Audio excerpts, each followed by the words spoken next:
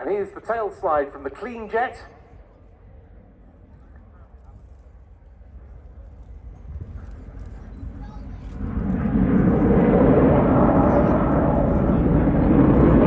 Beautifully controlled, recovering the complete display.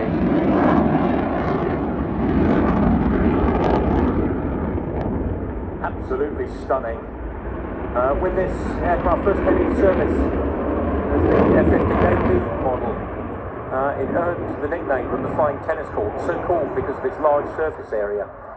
And somewhat of a visual illusion, very similar to watching the flanker do a display like this, that it just appears very slow and graceful, but nevertheless it is very fast and very frantic. And the reason for that is, with its size being 43 by 64 feet compared to, let's just say, the Gripen at 28